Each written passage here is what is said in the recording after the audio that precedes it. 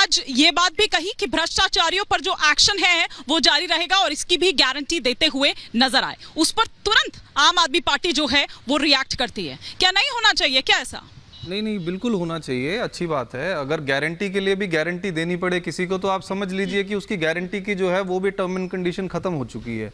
आपका opening remark मैंने सुना, उसमें बहुत ज्यादा कन्विक्शन थी। आपने बताया, उत्साह से बताया कि किस तरह से जो है बीजेपी संकल्प पत्र लेकर आ रही है। अभी माननीय प्रवक्ता बीजेपी के, इन्होंने भी कहा कि हम संकल्प पत्र लेकर आ रहे हैं। तो संकल्प करने में तो ये नंबर 1 है, गारंटी देने में नंबर 1 है, गारंटी की गारंटी देने में नंबर 1 है। लेकिन अगर आप इनसे ये पूछ लेंगे कि 2014 से लेकर 2024 तक किया क्या, तो इनके पास कुछ भी नहीं है बताने के लिए। ये बोलते थे 2 करोड़ नौकरी देंगे और युवाओं को जो है इजराइल भेज रहे हैं। ये बोलते थे स्मार्ट सिटीज बनाएंगे। आप देश में एक स्मार्ट सिटी बता दीजिए। ये बोलते थे हॉस्पिटल बनाएंगे। 282 से 303 क्या जनता का जनादेश नहीं था? इन्होंने बोला यहाँ पर बताना पड़ेगा कि क्या दिया क्या नहीं दिया। चल जाएगा। मोदी जी ने बता रहे हैं जनता को, रैलियों में बता रहे हैं, आपको बताने की जरूरत नहीं है। इन्होंने बोला कि मैं भावुक हो रहा हूँ। बदल करके देखिए, अभी इन्होंने कहा मैं भावुक हो रहा हूँ आज। अरे सर, आप भावुक तब नहीं हुए थे जब हमारे देश के अंदर रेडी के ऊपर एक महिला को डिलीवरी करनी पड़ती है। आप भावुक तब नहीं होते जब बच्चों को 5 किलोमीटर स्कूल पैदल चल के जाना पड़ता है, नदियां पार करके। आज भी 2024 में आप भावुक तब नहीं होते जब जवान ट्रेनिंग लेकर वापस आ रहे होते और टूटी हुई सड़कों की वजह से बस पलटने से मौत हो जाती है। आज ये इसमें भावुक नहीं हो रहे। आज ये भावुक क्यों हो रहे हैं?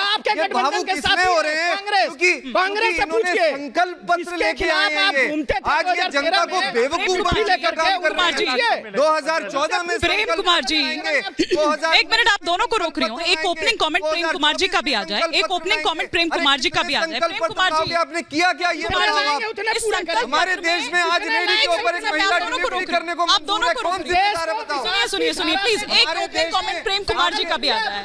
इस तरह से नहीं चल पाएगा ना, प्रधानमंत्री को अगर नहीं चल पाएगा। तो टेंट आप दोनों को रोक रही हो। सौरभ दुबे, आप बताओ क्या किया आपने? हमारे देश में अगर जवान ट्रेनिंग बस से वापस ऑनर सिर्फ प्रेम कुमार जी को रखिए। प्रेम कुमार जी, इस संकल्प पत्र में कुछ लोक लुभावने वादे जिस तरह से किए जाते हैं या फ्रीबीज पॉलिटिक्स जिस तरह से हमने देखी है, वो यहाँ पर दिखाई नहीं दी है। क्या ये मानकर चले कि बीजेपी पूरी तरह से कॉन्फिडेंट है और वो ये मानकर ही चल रही है कि भैया उसने आना है, तो वो लोक लुभावने वादे और उन चीज में नहीं पड़ी है वो? हिमानी जी, जब कोई सत्ता में होता है तो वो अपने कामकाज पर वोट मांगता है। 70 साल के बुजुर्ग को जो आयुष्मान योजना का लाभ देने की बात आज कर रहे हैं, जीत के आओगे तब तो दोगे, अब तक 10 साल क्यों नहीं दिया, ये सवाल बनता है। और दूसरी बात है कि अगर हम लोग बचपन में सब लोग, आपने भी लिखा होगा लेख, अगर आप प्रधानमंत्री होते, मैं कहता हूं, मैं अगर आज प्रधानमंत्री होता तो मैं कहता कि मुझे मौका दो, मैं अगले 5 साल में एक परिवार ऐसा रहने नहीं दूंगा जिसको 5 किलो अनाज देने की जरूरत पड़े। हमारे प्रधानमंत्री तो कह रहे हैं कि हम 5 साल तक 5 किलो अनाज देते रहेंगे।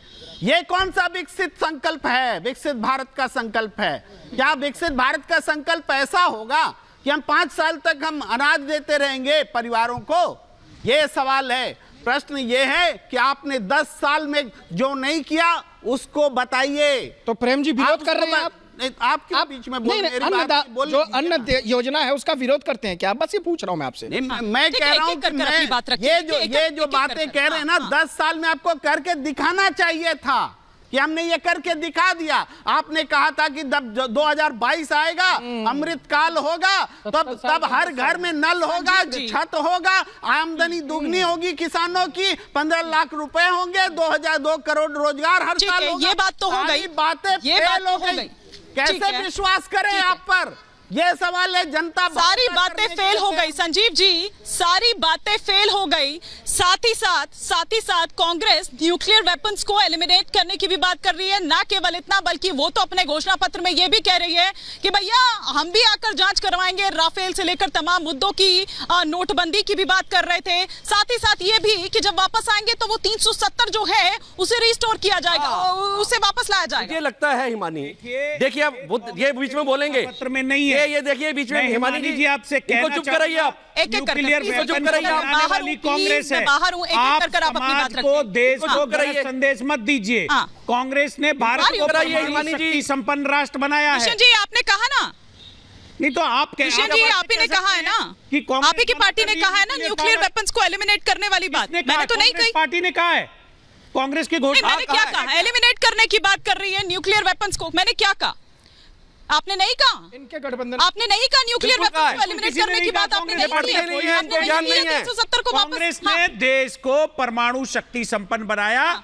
पूर्व मैं यहाँ स्वर्गीय बैठकर थोड़ी सर आपका प्रधानमंत्री घोषणा पत्र इंदिरा बना रही गांधी हूँ जी या के उसमें कुछ नेतृत्व बदलाव वाली कर सरकार रही ने हूँ। पहला सफल ने कहा था 70,000 करोड़ का घोटाला क्या बात कर रहे हैं आप? एक बार संजीव जी परमाणु करके कहा था परीक्षण मैडम कराइए। 70,000 हाँ भाई करोड़ का वाह, घोटाला। ये नई कहानी है। चक्की पी सिंह वो जब वो सवाल पूछे ना इनसे 70,000 करोड़ का घोटाला चक्की पी सिंह भाजपा में आओ उप मुख्यमंत्री उन पे कार्रवाई हो रही किसने है, कहा था? उन पे आप जाकर के जानकारी ले आप लीजिए। बताइए उनके मंत्रालय में खिलाफ बिठा IT के की रेड कार्रवाई हो रही है। अदर सोसाइटी आईटी की रेड उनके खिलाफ नहीं रुकी है। गुमराह मत करिए चैनल पे, किसने कहा था? गुमराह मत करिए, झूठ मत आप बोलिए। देश के केजरीवाल सबसे जी से बड़े पहले इस्तीफा स्कैम करिए। दिलवाइए, आप देश के नैतिकता सबसे की बात बड़े मत स्कैम करिए। करिए। पहले और आप केजरीवाल भाजपा जी में इस्तीफा आइए और दें। आप अशोक चौहान नैतिकता से की बात इस्तीफा करिए। दिलवाइए। बन जाइए बड़े। पहले अशोक चौहान जी ने तो आपके समय इस्तीफा दिया अशोक था। चौहान से इस्तीफा दिलाओ राज्यसभा से, ले लिया था बीजेपी ने जिसके उनसे। ऊपर भारत के प्रधानमंत्री ने आरोप लगाया उनसे। कि शहीदों की और उनके विधवाओं ऊपर के जांच घर चल को रही है। हड़पने वाला अगर आप एक व्यक्ति कर- जिसको एक भारत कर के कर अपनी प्रधानमंत्री बात ने कहा रखेंगे। उसको एक राज्यसभा कर से कर 2014 में ये कहते रहे कोयला चोर कोयला चोर कोयला चोर प्रोफेसर और आज अखिल कोयला चोर को कोहिनूर बताते हैं ये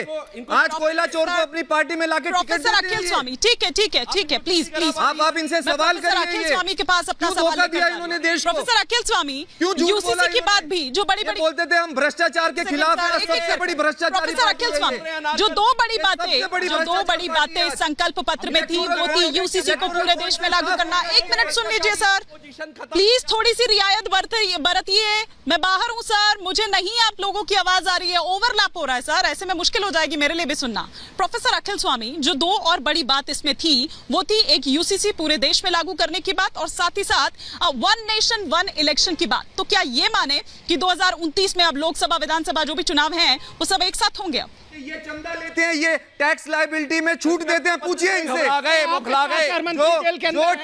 जो टैक्स देश के खजाने में जाना चाहिए था वो भाजपा की जेब में जा रहा है, पूछिए इनसे। ईडी ने अंदर किया, कोर्ट ने अंदर किया। डरने वाले नहीं है। आम आदमी निवान पार्टी शर्मा जी आ रही हूँ, क्या निवान शर्मा जी आ रही हूँ। जो टैक्स देश के भूल खजाने गए, में जाना कांग्रेस चाहिए था वो को बीजेपी के नहीं वो कह रहे हैं 2-4 और अंदर भिजवा दो, वो अभी भी कह रहे डरने हैं। वाला नहीं है। हाँ सही कह रहे हैं, आप। मान रहे हैं ये मान लोग रहे हैं। चंदा लेते हैं, टैक्स माफी करते हैं, टैक्स अच्छे काम देश के के खजाने में अगेंस्ट जाना डंडा चाहिए लेके था, खड़े रहने का मकसद है। आप बताइए केजरीवाल जी एक एक कर अपनी बात रखिए प्लीज, एक एक कर सब अपना अपना एजेंडा यहाँ पर फिक्स कर रहे हैं। बात हम किस पर कर रहे हैं, चर्चा हम किस पर कर रहे हैं और मेरा सवाल था प्रोफेसर अखिल से यूसीसी को लेकर वन नेशन वन इलेक्शन को लेकर। प्लीज एक बार प्रोफेसर अखिल को बोलने दीजिए, अपनी बात कंप्लीट करने दीजिए।